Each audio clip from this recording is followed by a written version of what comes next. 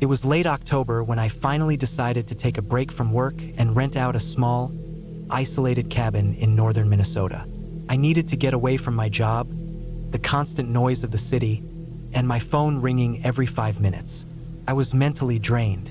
I didn't tell many people where I was going, just left a note with my sister and told her I'd be gone for a week. I rented a cabin deep in the woods near a lake, not far from the Canadian border.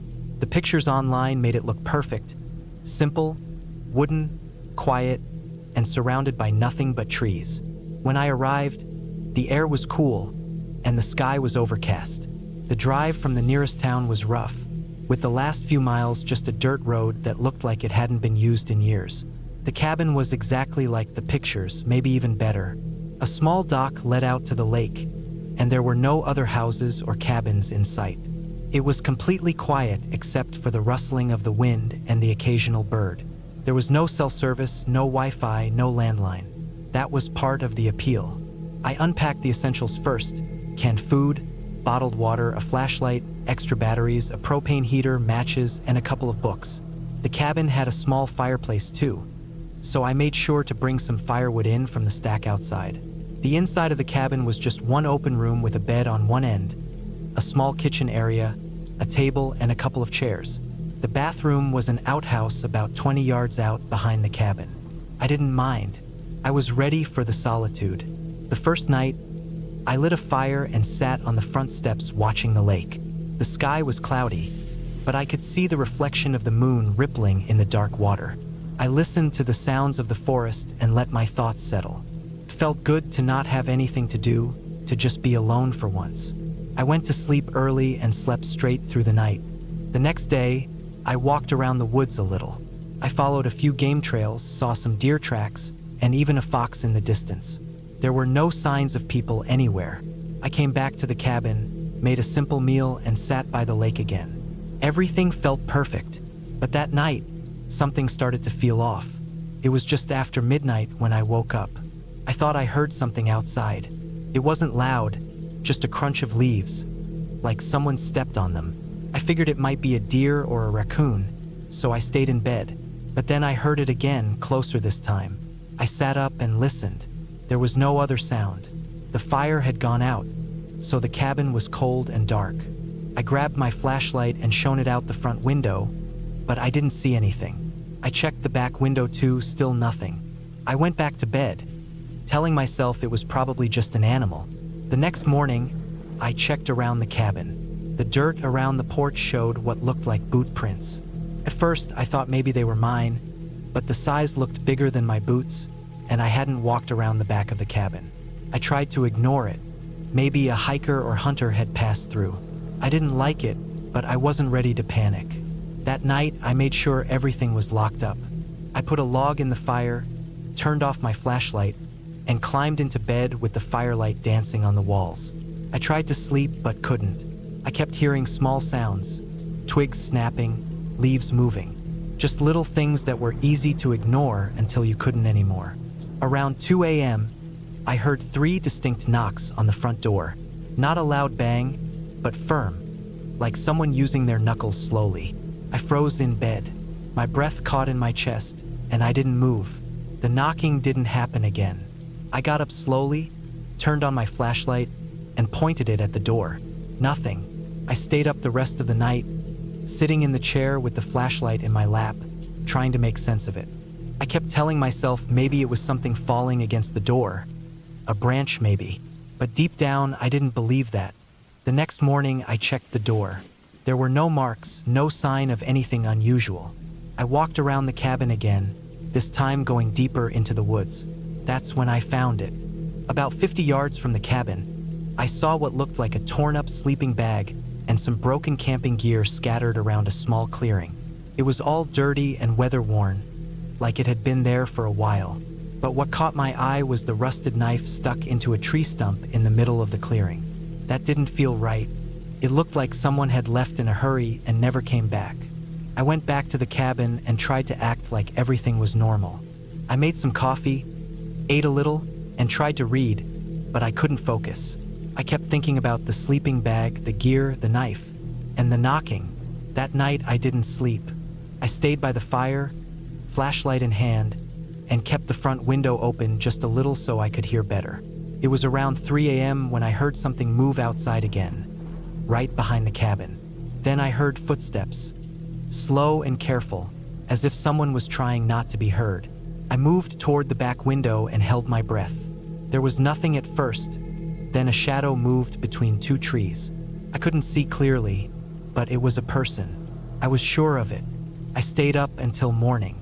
As soon as there was light, I grabbed my stuff, packed my bag, and made for my car. The trail back to the car was rough and muddy, but I didn't care. I didn't even look back at the cabin. I drove straight to the nearest town and found a gas station with a payphone. I called the local sheriff. He met me at the station and listened to everything I told him. He was polite but looked tired, like he'd heard this kind of thing before. He asked me where the cabin was and said he'd send someone to check it out. I didn't stick around. I got in my car and drove all the way back home. A week later, I got a call from the sheriff's office. They said they had gone out to the cabin and didn't find anything unusual. No signs of anyone else being there. The sleeping bag and gear were gone. The knife was gone. It was like it had never been there. I asked them if anyone had ever gone missing in that area. He paused, then said there had been a few hikers over the years, but nothing recently. I never went back. Couldn't. I tried to forget about it, but I still think about the footsteps, the knocking, and the torn sleeping bag. Something happened out there, and I don't know what or why, but I'm glad I left when I did. To this day, I double-check every door and every window at night. I keep a flashlight beside my bed. I don't camp anymore. I don't hike alone. And I never rent cabins off the internet. Because once, I went out into the woods looking for peace, and I found something else. Something real. And it still keeps me up at night.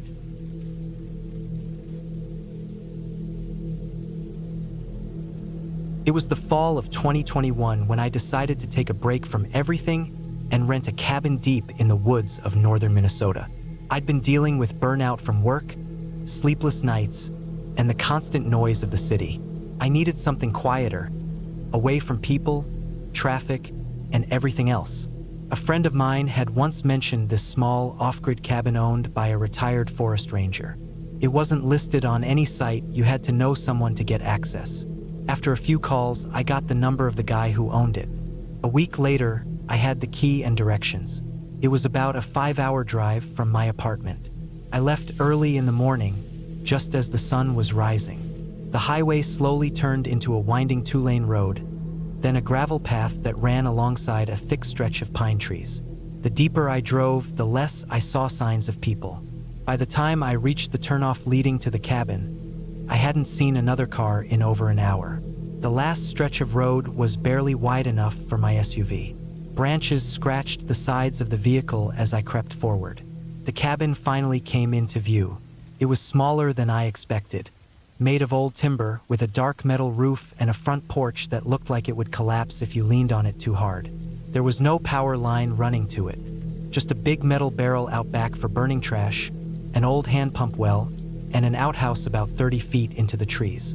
No Wi-Fi, no reception, no distractions. Exactly what I thought I wanted.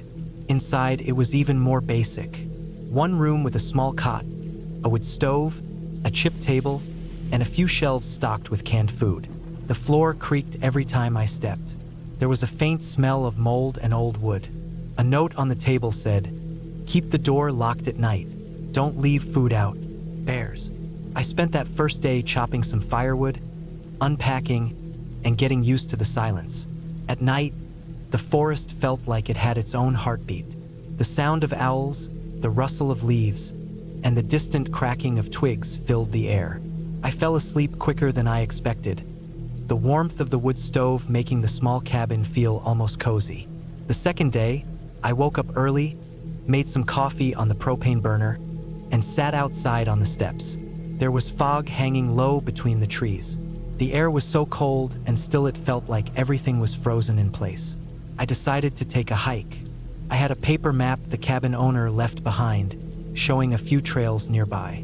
I packed water, a snack, and a compass. The trail wasn't marked well. just a narrow path that looked like it had been carved by animals.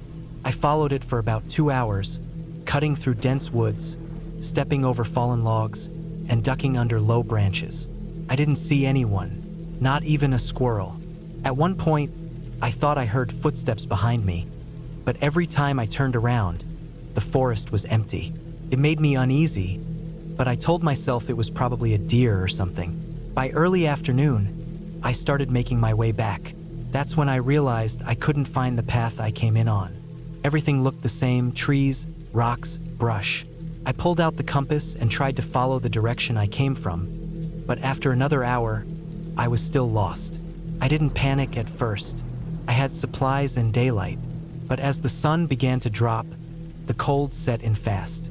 Eventually, I stumbled on a clearing and saw something that stopped me in my tracks. It was a tree, huge and twisted, with its bark stripped away in long claw-like streaks. The base of it had bones, animal bones mostly, but they looked fresh, clean, like something had stripped the meat off. I backed away slowly, heart pounding. I didn't know what kind of animal could do that, but I didn't want to stick around to find out. By sheer luck, or maybe just persistence, I found the trail again. I got back to the cabin just before nightfall. My legs were shaking, my throat dry. I locked the door, stoked the fire, and tried to calm myself down. I told myself it was probably a bear or a wolf. Still, I didn't sleep well that night. The next day, I stayed close to the cabin. I didn't even go near the woods. I cleaned up, organized the food, and spent most of the day on the porch, listening. I kept thinking I heard something just beyond the trees. Not an animal, not footsteps, but something. Pattern, like a low scraping sound, coming and going. I kept telling myself I was being paranoid. That night, I woke up to a noise, a soft thump, then another. It was coming from outside the cabin. I sat up in the dark, heart racing. The fire had burned out, so the room was ice cold. I reached for the flashlight and clicked it on. The thumping stopped. I held my breath. Then I heard it again, closer this time. It sounded like something tapping on the wall. I didn't move for what felt like an hour. Just sat there, wrapped in the blanket, holding the flashlight. Eventually, the sound stopped. I waited until the first light came through the window before I moved. When I stepped outside, I saw tracks. Not boots, not paws, just strange marks in the dirt, like something had dragged itself around the cabin. I followed them for a few feet, then they disappeared. That whole day, I felt like I was being watched. I'd glance at the tree line and feel like something ducked behind a trunk just out of view. My chest felt tight.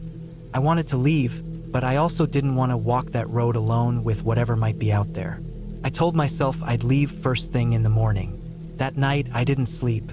I just sat near the stove, poking the fire, listening. At one point, I heard a loud crack in the woods, then silence, then more thumping. It circled the cabin. I held the axe I found in the shed and waited. At some point, exhaustion took over and I passed out. When I woke up, it was already morning. The air smelled like smoke. I ran outside and saw that the trash barrel had been knocked over and something had gone through the ashes. More tracks, this time leading back into the woods. I packed up everything fast. I didn't even clean the cabin. I just threw my gear into the SUV and started driving. The road was rough, but I didn't stop until I hit pavement. Even then, I didn't feel safe until I was at least 2 towns away. A few weeks later, I got a call from the owner. He asked if everything was all right. I told him about the noises, the tracks, the bones. He was quiet for a moment, then just said, "Sometimes things pass through. Best to leave them be." I haven't been back to any cabin since. I stick to hotels now. Maybe I was just on edge. Maybe the forest was playing tricks on me. But I still have dreams about that cabin, about the thumping, about something watching from the woods. And I never figured out what made those marks in the dirt. I don't think I want to.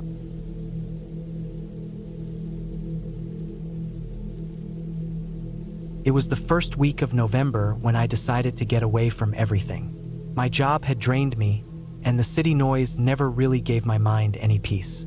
I found a listing for an old cabin up north, tucked away deep in the forest near a quiet lake.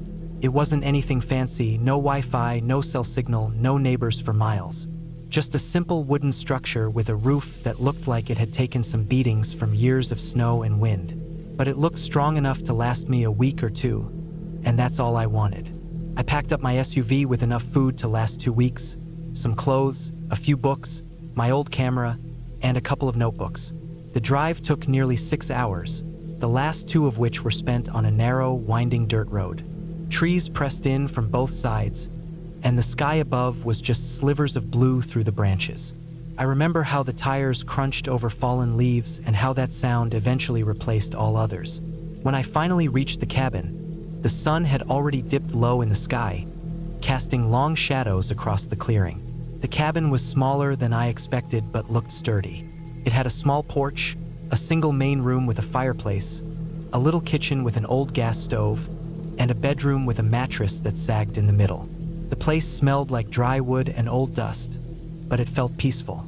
I unloaded my supplies, lit a fire in the fireplace, and made some tea. Outside, the forest was already dark, and the sounds of distant birds and crackling branches reminded me how far I was from everything. The first 2 days were exactly what I needed. I hiked around the lake, took some pictures, and just sat for hours listening to the wind. My phone showed no signal, which was fine by me. At night, the wind would pick up, and sometimes I'd hear animals walking near the cabin, but that's normal in the woods. I kept a flashlight and a small hatchet nearby just in case. But on the 3rd night, something changed. I was lying in bed, listening to the wind again, when I heard a sharp crack, like a branch snapping. It was close. I sat up and waited. Then there was another, softer sound, like footsteps, slow and heavy. It didn't sound like a deer or any small animal. It was heavier, more deliberate. I held my breath. The steps stopped, and everything went quiet again. I stayed awake for a long time, staring at the ceiling, waiting to hear more, but nothing came.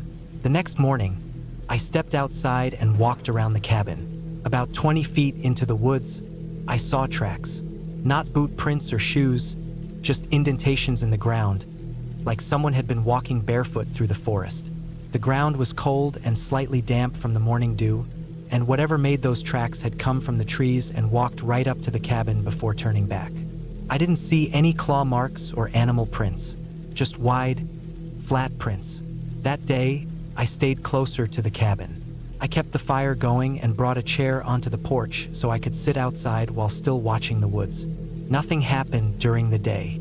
Birds came and went, squirrels chased each other up trees, and the lake rippled in the breeze. But the stillness of the forest started to feel heavy. Every time I looked up from my book or my tea, I thought I saw something shift in the trees.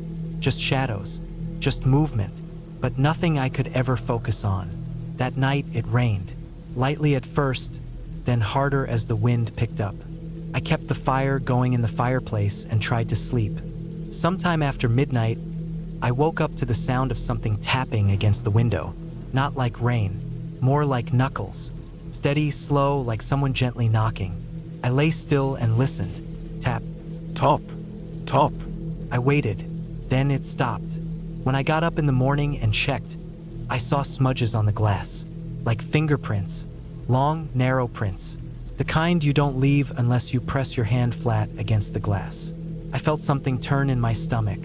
The thought of someone walking around out here in the middle of the night, during a cold rain, just didn't make sense, unless they lived nearby. But I hadn't seen a single house or structure on my drive-in. I didn't pack up and leave, though. I told myself it could have been my imagination. Maybe I was reading too much into the noises, the tracks, the smudges. I had come here to be alone, and I was getting exactly that. I told myself to calm down, but the next night was worse. Around midnight again, I heard something brushing against the side of the cabin. Not tapping this time, more like someone dragging their hand along the wood. The sound moved from one wall to the next. I got out of bed slowly and grabbed the hatchet. I didn't turn on any lights. I just stood by the bedroom door, listening. I couldn't tell where the sound ended or if it had even stopped. After a while, it was just silence again. When the sun rose, I walked around the cabin once more. On the back wall, under the window, the wood looked scraped. like someone had taken a rock or something sharp and scratched long, shallow lines into it. Not deep enough to damage the structure, but deep enough to see. I wanted to leave. I even started packing, but part of me felt like leaving now would just feed the fear. I had enough food, enough supplies, and I hadn't seen any real danger. Just weird things, strange sounds. Maybe someone lived in the woods. Maybe they were just trying to scare me off. I thought about staying one more night, just to prove I wasn't afraid. I set up a small noise trap that day. I tied some old tin cups to a string and hung them between trees about 20 feet from the cabin. If anything walked through, I'd hear it. I didn't expect much. It was more to make myself feel better. That night, I didn't sleep. I sat in a chair near the window with my flashlight and the hatchet. I kept the fire low and watched the trees. Hours passed. Nothing. Just wind and the occasional rustle of animals. Then, around 2 a.m., I heard the cups. They clanged once, then again. I jumped up, heart racing, and turned on the flashlight. I stepped outside slowly. The wind had picked up. Leaves swirled across the ground. I walked toward the spot where I had set the trap. The string was down. The cups were on the ground. And in the dirt, I saw prints again. Barefoot, deep. Whoever it was had been standing there for a while. I turned around and scanned the trees. Nothing. Just blackness. But I knew I wasn't alone. I went back inside and pushed the small table and chair against the door. I kept the flashlight in one hand and the hatchet in the other. Every sound that night felt louder. Creaks, wind, twigs snapping. I never closed my eyes. When morning came, I packed everything in less than 10 minutes. I didn't eat. I didn't clean up. I shoved everything into the SUV, threw my gear into the back seat, and drove. Fast. I didn't care about the dirt road. I didn't care about potholes. I just wanted to get out of those woods. I didn't stop until I reached the main highway. Only then did I let myself breathe again. It's been over a year now, and I still think about that place. I still don't know who or what was out there. I didn't tell anyone when I got back. I didn't file a report. Nothing happened to me. Not really. But I know something was watching me, following me. Sometimes, late at night, I'll hear tapping on my window, even though I live in a third-floor apartment now. I'll check, and there's nothing there. But the sound is the same. Soft, deliberate. And every time I hear it, I remember that cold, dark forest and the feeling that I was never really alone out there. And I know I'll never go back.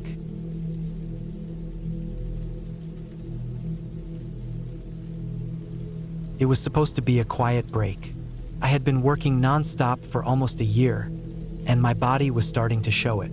My sleep was terrible, my appetite was all over the place, and my head always felt heavy. So, I took a 2-week leave from work, packed some essentials, and drove out to a remote cabin in the woods that I'd rented online. The pictures made it look peaceful, tucked between tall trees with a small lake not far away. It seemed perfect, no phone signal, no internet, no neighbors. The drive was long. The last 2 hours were on a dirt road full of twists and bumps. By the time I arrived, the sun was already low behind the trees. The cabin was small but looked just like the pictures. It had a single bedroom, a tiny kitchen, a bathroom with running water, and a small living area with a wood stove. The furniture looked old but clean, and I was just happy to be away from everything. I unpacked, lit a fire in the stove to warm the place up, and made a simple dinner with some of the canned stuff I had brought. The night was quiet, almost too quiet. I wasn't used to that kind of silence. No traffic, no people talking, not even the hum of electronics. Just the sound of the wind pushing against the trees and the occasional creak of the cabin settling. The first night was uneventful. I read for a bit and went to bed early. I slept surprisingly well, probably because I was finally away from city noise. The next morning, I went for a walk through the woods. There was no trail, but I figured if I stayed aware of where I was going, I wouldn't get lost. I found the lake after about a 30-minute walk. It was calm and clear, with the tree line reflecting perfectly on its surface. I sat there for a while, just breathing in the fresh air. Back at the cabin, I made breakfast and spent the day chopping firewood, organizing my supplies, and adjusting to the rhythm of being alone in the woods. The silence started to grow on me. I kept a small journal to jot down how I was feeling and what I was doing. It helped me stay grounded. But things started to feel off around the third night. I was in bed, reading with a lantern lit on the table beside me, when I heard a noise outside. It sounded like someone stepping on dry leaves, slow and steady. I froze. I didn't move or make a sound, just listened. The steps were soft but clear, moving around the side of the cabin. Then they stopped. I got out of bed slowly and turned off the lantern. I looked out the small window near the bed, but it was too dark to see anything. I waited for a long time, trying to hear if the steps would continue, but the woods were silent again. Eventually, I went back to bed, telling myself it could have been an animal, maybe a deer or a raccoon. I tried not to think too much about it. The next morning, I went outside to look around. I checked the dirt near the cabin for tracks, but didn't see anything clear. Just some broken twigs and scuffed leaves. It didn't calm me much, but I convinced myself that it probably was nothing. Still, I couldn't shake the feeling that something had been watching the cabin. Each night after that, I started to hear more sounds. Soft footsteps, twigs snapping, sometimes what sounded like light tapping on the cabin walls. I stopped going to bed early. I sat up in the living area with the stove burning, trying to stay awake and alert. I kept a hatchet beside me, not because I thought I'd need it, but because it made me feel safer. On the fifth night, the footsteps came back. This time, they were heavier, closer. They stopped just outside the front door. I stood in the middle of the room, frozen, waiting to see what would happen. I didn't dare move to the window. I just waited. Then there was a knock. Not hard, just a soft, slow knock. 1, 2, 3, then silence. I didn't respond. I didn't move. I just stood there with my heart pounding so hard I felt dizzy. I waited for what felt like forever, but nothing else happened. No voice, no second knock, no footsteps leaving. Just silence. Eventually, I sat down in the corner, facing the door, with the hatchet in my lap. I stayed that way until the sun started to rise and the light came through the trees. When it was fully morning, I went to the door and opened it slowly. No one was there. No footprints. Nothing. That day, I seriously thought about leaving, but the thought of driving that long dirt road alone, with whatever was out there maybe following me, didn't sit right. I decided to stay one more night and leave early the next morning. I barely slept that night. I kept all the lights on, the fire going strong, and the hatchet close. The woods were quiet again, but now the silence didn't feel peaceful. Felt like it was waiting. Around midnight, I heard the back door creak. I knew I had locked it. I checked it before bed. But the sound was clear, the slow creak of it opening, followed by silence. My stomach turned. I didn't move. I listened hard. The sound of soft footsteps came next, inside the cabin. Someone was inside. Couldn't breathe. I held the hatchet tight and slowly got up. I didn't want to make any noise. I moved into the hallway and peeked toward the kitchen. Nothing. I stepped forward. Then I saw a figure. Not a ghost, not a shadow, an actual person. A man, dirty clothes, thin, pale, standing near the wood stove. He hadn't seen me yet. He was just looking around, moving things, opening drawers quietly, like he thought the place was empty. I backed away slowly, heart slamming against my chest. I stepped on a floorboard that creaked. He looked up. Our eyes met. He froze, and so did I. We stared at each other for what felt like forever. Then he bolted. He didn't go for me. He ran out the same way he came in, through the back door. I ran to it and slammed it shut, locked it, then checked every other door and window. I couldn't stop shaking. I stayed up until daylight, packed everything I could, and left the cabin. I didn't care how bad the road was. I just drove. Fast. I didn't stop until I was hours away and back in a town with people and noise and lights. Later, I called the company that rented the cabin. I didn't tell them everything, just that someone had broken in and it wasn't safe. They said they'd investigate, but I never followed up. I still think about that man. How long had he been in those woods? Was he living out there, watching me, waiting for the right time? I haven't gone back to any cabin since then. I still get the urge to be alone, to be quiet, to get away. But I can't shake that feeling now. That even in the middle of nowhere, someone might be watching, waiting. That trip was supposed to help me feel calm again. But it did the opposite.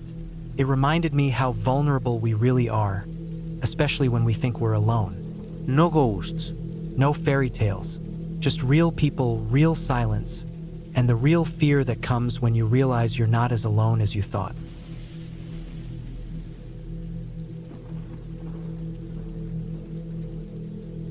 It started with a simple idea: to get away from everything for a few days. I needed a break from the noise, from my job, from people in general.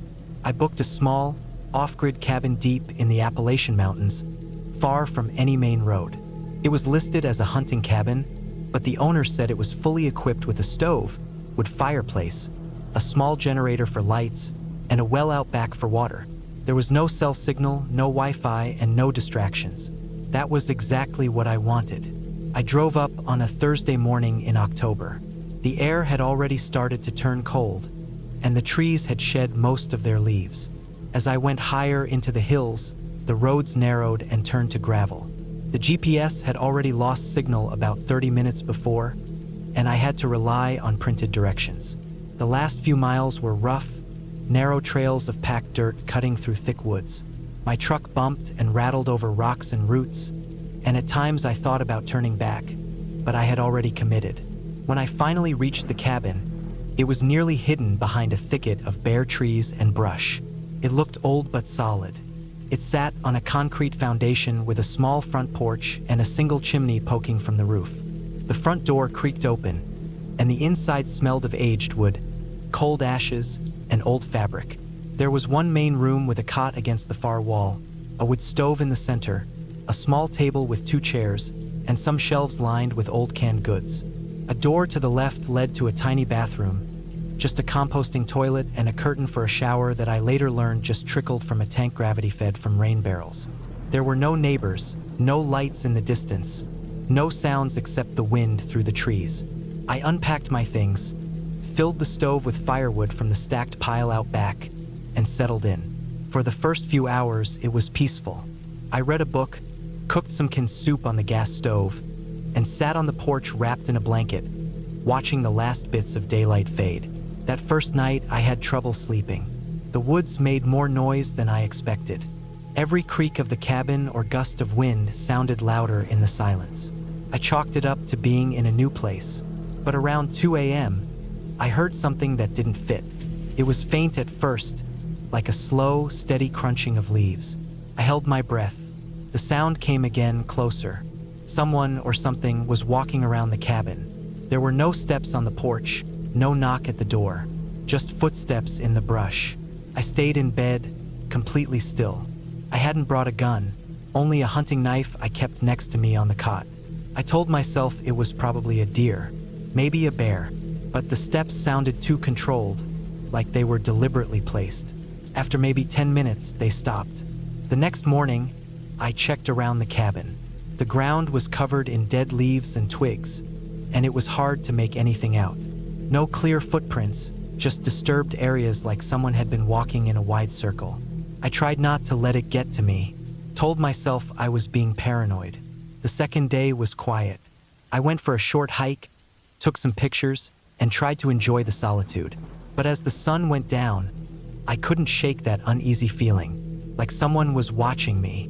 I kept checking over my shoulder. Nothing ever there. I made dinner, read for a while, then tried to sleep. Again, in the middle of the night, I heard it.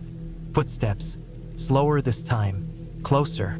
Then I heard something tap on the window just once. Not a knock, more like a single touch. I sat up, holding my knife, straining to hear more. There was nothing for a long time. Eventually, I fell back asleep, though it wasn't peaceful. By the third morning, I was getting jumpy. I barely slept. I was exhausted, and that only made things worse. I started second-guessing every sound, every shadow. I checked the generator, gathered more firewood, and tried to stay busy. Around noon, I noticed something that made my stomach turn. There were deep scratches on one of the porch posts. Not fresh, but not old either. 3 long grooves, about a foot long, as if something with claws had raked down it. That night, I didn't go to bed. I stayed up with the lantern lit, sitting at the table with my knife, listening. Just after 1 a.m., I heard the door handle rattle. Just once, like someone testing it. I froze. The door was locked. I hadn't heard footsteps this time, just the handle. Then silence.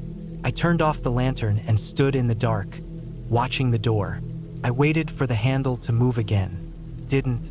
Instead, I heard soft footsteps on the porch, then down the steps. I went to the window and looked out, pressing my face to the glass. I saw nothing, just darkness and the faint outline of trees. In the morning, I decided I couldn't stay another night. I packed my things, loaded the truck, and started down the trail. The cabin disappeared behind me. About 5 minutes down the road, I saw something on the side of the trail. A tree had fallen during the night, or maybe someone had dragged it there. It blocked the path completely. I got out to move it. It was heavy, but I managed to roll it enough to get around. As I was doing that, I heard rustling from the trees. Not far, close enough that I froze. I scanned the woods but saw nothing. Then I heard a whistle. 2 short bursts, human sounding. Not birds, not wind. I didn't wait to investigate. I jumped back in the truck and kept going. I didn't stop again. Took me almost an hour to get back to the main road. As soon as I had signal, I called the rental owner. He didn't answer, so I left a message. I didn't mention everything. Just said I had to leave early and that someone might be wandering around the area. I never heard back from him. I've thought about that trip a lot. I try to convince myself that it was just animals. Maybe a poacher. Maybe someone living out in the woods. But none of that explains the door handle or the tapping or that whistle. I haven't gone back. I won't. I still look over my shoulder sometimes when I walk through the woods, especially when it's quiet, especially when it gets dark. Whatever was out there wasn't a ghost. It wasn't a monster. It was something real, and that's what makes it worse.